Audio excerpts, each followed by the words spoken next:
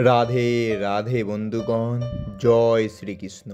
সমগ্র শ্রীমৎ ভগবদ গীতা এবং বাংলা অনুবাদ শুনতে সঙ্গে থাকুন। আজ শ্রীমৎ ভগবদ গীতার নবম অধ্যায় রাজবিদ্যা রাজগুহ্য যোগ, শ্লোক 6 এবং 7। ওম নমো ভগবত বাসুদেবায়।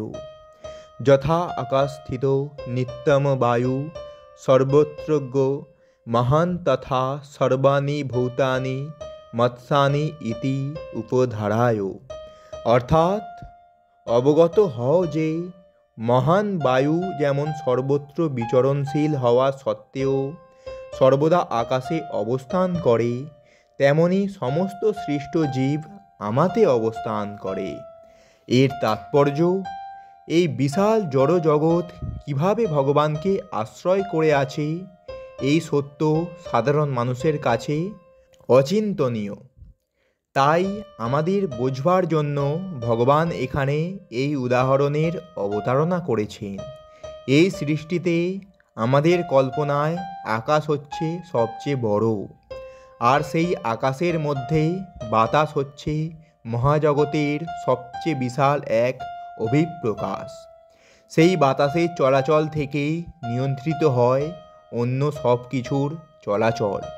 কিন্তু এই মহান বায়ু এত বিশাল হলেও আকাশের মধ্যেই তার অবস্থান। বাতাস তো আকাশের বাইরে নয়। তেমনি চমকপ্রদ সমস্ত সৃষ্টি ভগবানেরই ইচ্ছার প্রভাবে বিদ্যমান এবং সেই সমস্ত পূর্ণরূপে তারই ইচ্ছার অধীন। যেমন আমরা সাধারণ বলে থাকি, পরম পুরুষোত্তম ভগবানের ইচ্ছা ছাড়া একটি পাতাও নড়ে না। এভাবেই সব কিছুই তার ইচ্ছা অনুসারে সাধিত হয়।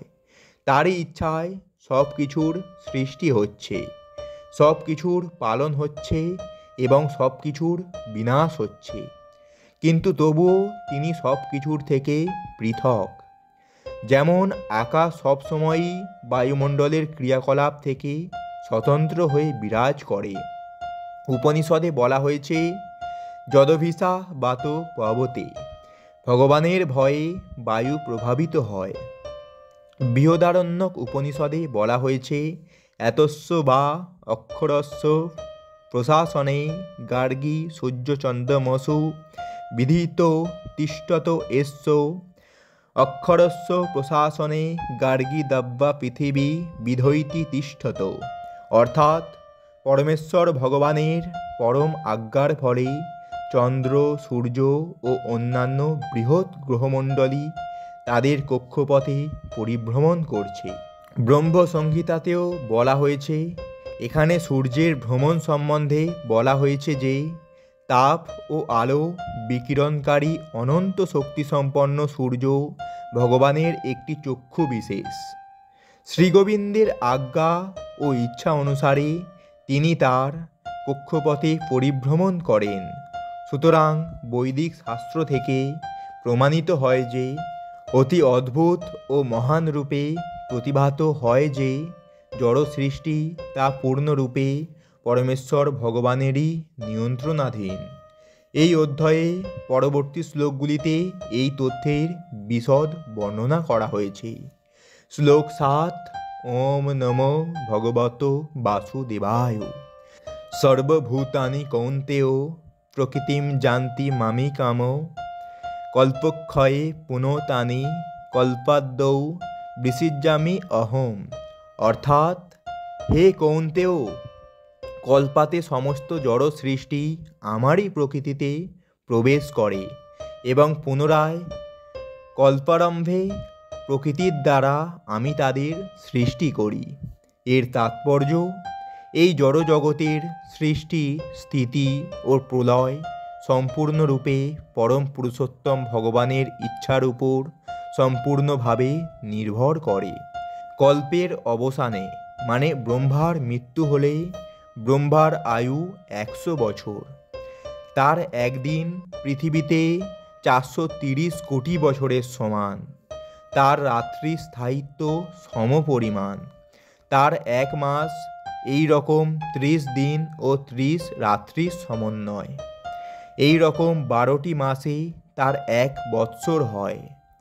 এই রকম 100 বৎসর পর ব্রহ্মার মৃত্যু হয়, তখন প্রলয় হয়।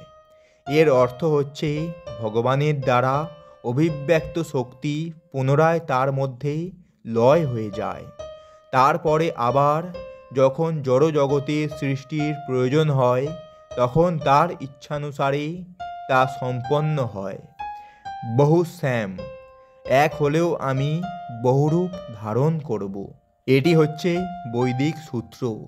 ছান্দোগ্য উপনিষদে বলা হয়েছে তিনি নিজেকে এই মায়াশক্তিতে বিস্তার করেন এবং তার ফলে সমস্ত জড়জগৎ পুনরায় প্রকট হয়।